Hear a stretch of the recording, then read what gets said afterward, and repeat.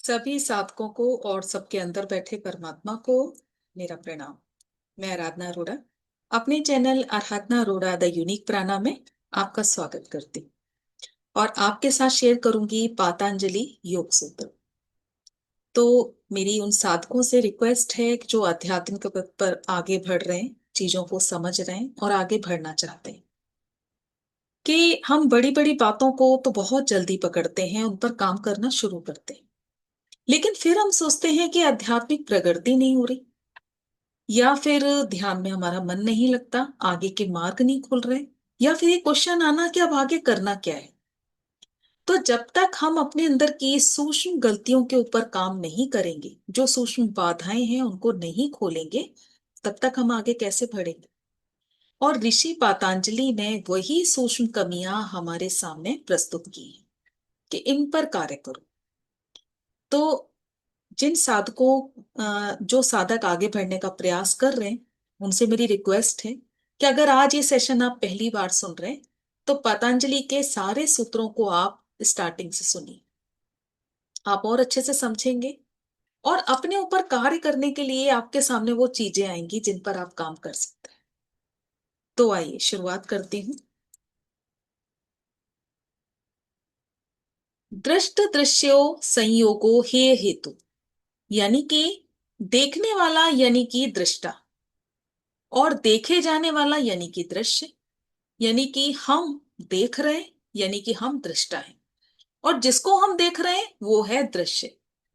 तो यहाँ प्रकृति और पुरुष का वर्णन किया गया है, यानी कि अब हम किस में हैं, हम प्रकृति में हैं। तो हम प्रकृति के ही सारे दृश्यों को देखते हैं, चाहे छोटे हों बड़े हों, हैं तो हम प्रकृति के अंदर। और पुरुष को इसलिए दृष्टा कहा जाता है क्योंकि देखने का कार्य जीवात्मा का है, और दृश्य हमारे सामने प्रकट कैसे होता है, हमारी बुद्धि के थ्रू। क्योंकि होता क्या है कि किसी भी चीज को हमने देखा, फौरन बुद्धि उसी से रिलेटेड व्यू हमारे सामने प्रेजेंट करती जाती है, यानी कि उसी तरह की सोच, उसी तरह की हमारी आगे की बातें, उसी तरह की पीछे की बातें, सब कुछ हमें याद आ जाती हैं। तो यानी कि देखा नहीं कि उससे रिलेटेड व्यू फौरन हमारे सामने आ गया। कोई चीज देखी नहीं कि पिछली फौरन याद आ गई, या आगे के बारे में प्लानिंग करने लगी। क्योंकि बुद्धि भी तो प्रकृति की ही देन है, विकसित इसी प्रकृति में हुई, इसलिए दृश्य प्रकृति को माना जाता है। बुद्धि अनुभव करवाने वाली होती है, जैसा मैंने अभी कहा कि किसी चीज को देखा नहीं, और उससे रिलेटेड जो भी व्यू है, जो भी सोच है, वो हमारे सामने आ जाती है। लेकिन बुद्धि की कोई भी सत्ता नहीं है, लेकिन पुरुष में चेतना है कि वो चीजों को समझ सके, क्या सही है क्या गलत है। और वो तभी समझ में आएंगी जब उसके अंदर अवेयरनेस होगी, दृश्य और दृष्टा के भेद को वो समझेगा।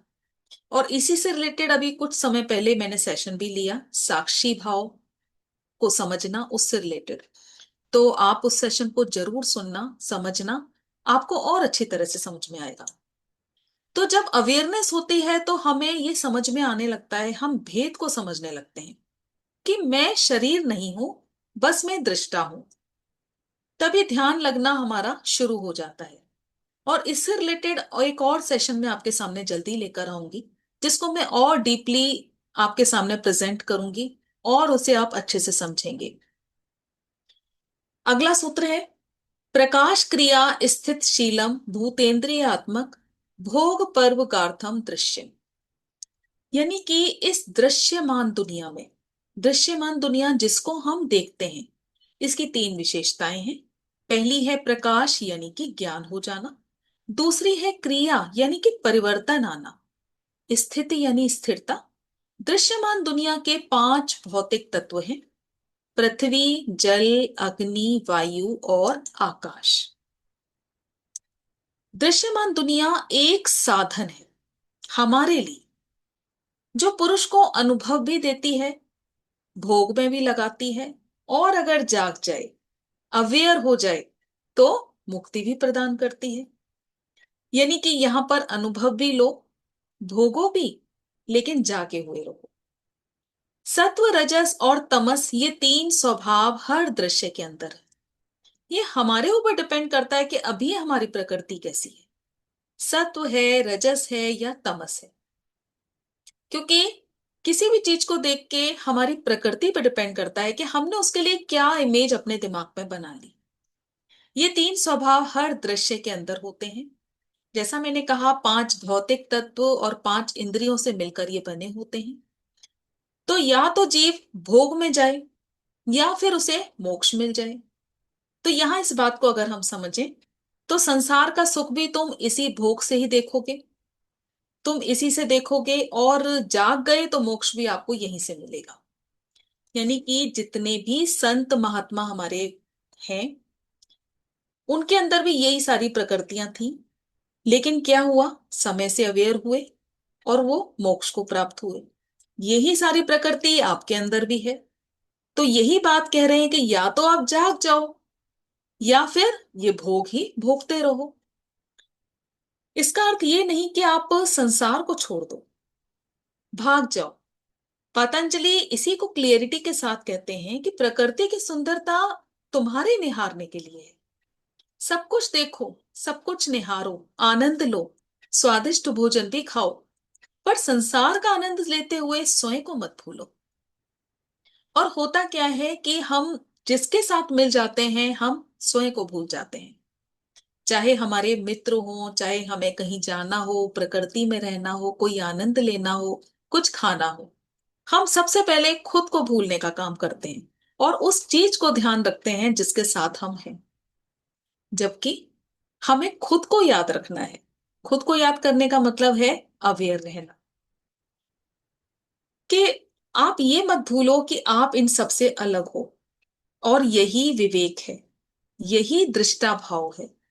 या हर चीज तुम्हें संदेश देती है कि सबको समझकर अपनी चेतना का विस्तार करो, अनुभव लो।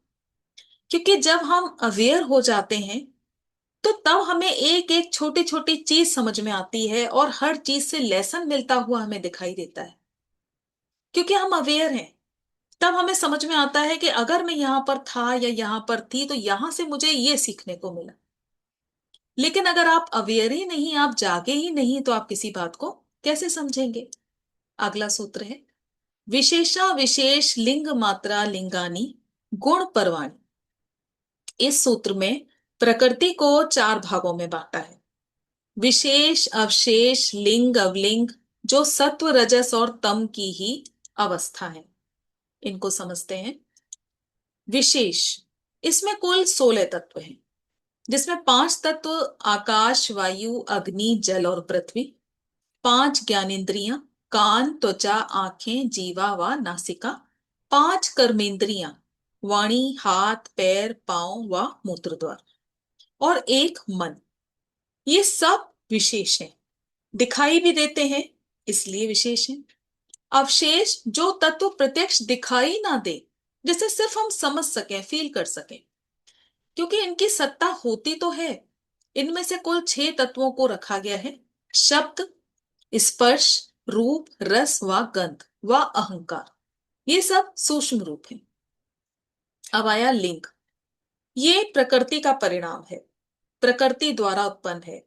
यानी संसार की तरफ मुड़ जाना, संसार में लिप्त हो जाना। और सत्व, रस और तम की ये अवस्था है। दूसरा है आलिंग, यानी जो अव्यक्त है।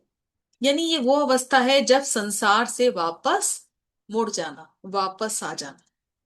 ये सत्व गुण, रजोगुण और तमोगुण की अवस्था है। इसी मूल प्रकृति को ही अलिंग कहते हैं। क्योंकि प्रकृति किसी भी वस्तु में विलीन नहीं होती। प्रकृति सृष्टि का मूल कारण है, किंतु प्रकृति का कोई भी कारण नहीं है। यानी सारी चीजें प्रकृति से उत्पन्न हुई हैं, लेकिन प्रकृति किसी से उत्पन्न नहीं होती। और मैंने जैसा कहा कि ये वो अवस्था जब ईश्वर की तरफ आपका मुड़ना होता है, यानी अलिंग अवस्था। जब आपने अपने आप को विलीन कर दिया, परमात्मा में लीन कर दिया, अब सब को आप प्रेम की दृष्टि से देखते हैं, जीरो भाव में है। अगला है दृष्टा, दृष्टि मात्र शुद्धो अपि प्रत्ययानुपश्या। इस सूत्र में दृष्टा अर्थात आत्मा के स्वरूप का वर्णन करते हुए कहा है कि आत्मा शुद्ध ज्ञान वाली है, जिसमें कोई भी दोष नहीं है, बिना किसी मिलावट के पूर्ण है, शुद्ध है। और हमारी जो सारी मेहनत है, जिस पर हम कार्य कर रहे हैं, स्वयं को समझने में कर रहे हैं, क्योंकि हमने इतने संसार के जितनी भी आ, जाल थे सब इसके ऊपर डाल दिए। इसी को हमने समझना है जो हमारा शुद्ध स्वरूप है। लेकिन इस आत्मा का जैसे ही संपर्क बुद्धि के साथ होता है, ये बुद्धि की तरह ही कार्य करने लगती है। आत्मा का बुद्धि के साथ मिलने पर आत्मा वही देखती है जो बुद्धि से दिखाती है। जैसा मैंने अभी कहा था कि किसी भी चीज को देखते हुए सर्वप्रथम उसी से रिलेटेड बहुत सारी चीजें हमारे सामने आ जाती हैं, जो बुद्धि प्रेजेंट करती है। या फिर किसी से अगर हम मिले और वो अच्छी बात भी करे, लेकिन बुद्धि फौरन तर्क देती है कि अगर ये अच्छी बात कर रहा है तो कहीं इसके पीछे इसका कोई मोटिव तो नहीं, कहीं इसके पीछे इसका कोई स्वार्थ तो नहीं। तो यानी आत्मा वही देखती है, वही समझती है जो बुद्धि उसे दिखाती है। बुद्धि को त्रिगुणात्मक कहते हैं, क्योंकि बुद्धि जड़ है, जिसकी अपनी कोई सत्ता नहीं। इसके विपरीत आत्मा शुद्ध चैतन्य है, जिसकी अपनी अपनी सत्ता है। आत्मा अज्ञानता के कारण अपने स्वभाव को भूले बैठी है। तो तीन गुण बुद्धि के, सत्व रजस और तमस, इनमें से जो गुण बढ़ गया आत्मा वैसा व्यवहार करती है। अब जैसे कि तमोगुण बढ़ गया तो निंद्रा आएगी, आलस्य आएगा, और उस समय आत्मा स्वयं को भी आलस्य और निद्रा में ही समझेगी। मनुष्य में अगर सत्व गुण की वृद्धि हो गई तो व्यक्ति में दान पुण्य की भावना आएगी, सत्कर्म कर्म करने लगता है, और आत्मा ज्ञान के कारण हर रूप में ढलती चली जाती है। यानी जो अवस्था उच्च हुई, आत्मा उसी की तरह कन्वर्ट हो गई। तो यहाँ इस स्थिति में अस्मिता नामक कलेश है कि दो अलग अलग वस्तु या पदार्थों को एक ही मानने की गलती करना, और धीरे धीरे प्रभु में लीन होने से आत्मा अपने स्वाभाविक रूप को समझने लग जाती है। अब यहां पर आप अपना स्वयं का एग्जाम्पल ले लें कि जैसे जैसे हम आध्यात्मिकता को समझते हैं, गहराई समझते हैं, अपने ऊपर इन सारी अच्छी बातों को अप्लाई करते हैं, तो वहां पर हमें ये भेद तो समझ में आ जाता है कि क्या चीज सही है, क्या चीज गलत है, किस मार्ग पर मुझे चलना है, किस मार्ग पर मुझे नहीं चलना। और कोशिश रहती है कि यहाँ दूसरों को समझने से पहले हम स्वयं को समझें। यानी कि हमारी कोशिश है आगे बढ़ने की, और यही प्रयास आप हर पल अपने साथ करते रहें, जागते रहें, साक्षी अवस्था में रहें। तो उम्मीद है आप बहुत अच्छे से समझे होंगे। आज के लिए बस इतना ही। बहुत बहुत धन्यवाद आपका।